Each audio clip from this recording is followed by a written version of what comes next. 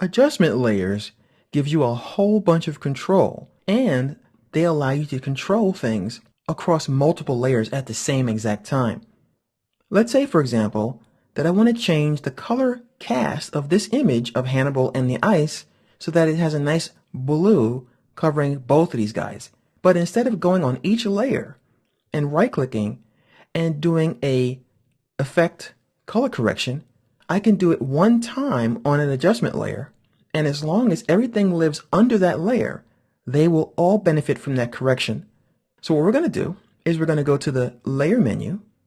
We'll choose New, Adjustment Layer. And you see that it lives right here. And don't forget, this will control whatever is underneath it. Now on this adjustment layer, I'm going to right-click.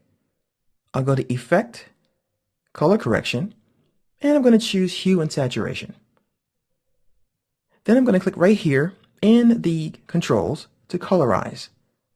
And right away you can see the benefit. Now I'm going to go ahead and twirl down the colorized hue, and I'm going to move the hue until I get to a nice cool blue.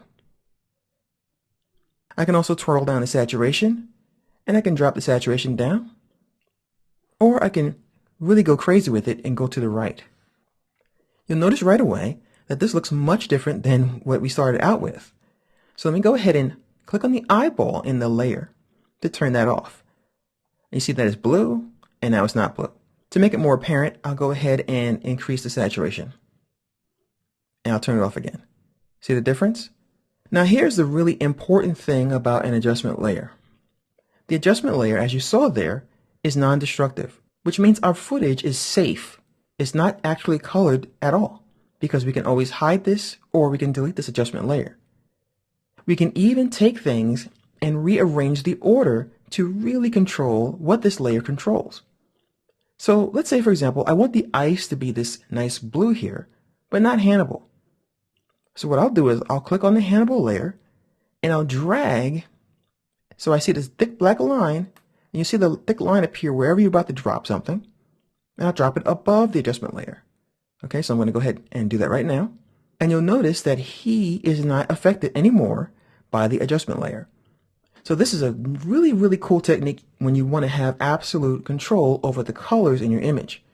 You can do other things on the adjustment layer as well, because everything that you do only affects this particular layer. So what I'm going to do is right-click again, go to Effect, Blur and Sharpen, and I'll put a Gaussian blur. I'm going to go to the Gaussian blur controls. I'm going to really increase the blurriness. And you'll notice that the ice is non-distinct now because we can't see the cracks in the ice. I've blurred them completely out. Now what I'll do is I'll take that layer again, the adjustment layer, and drag it above Hannibal. Notice now that he is affected by the blurriness as well.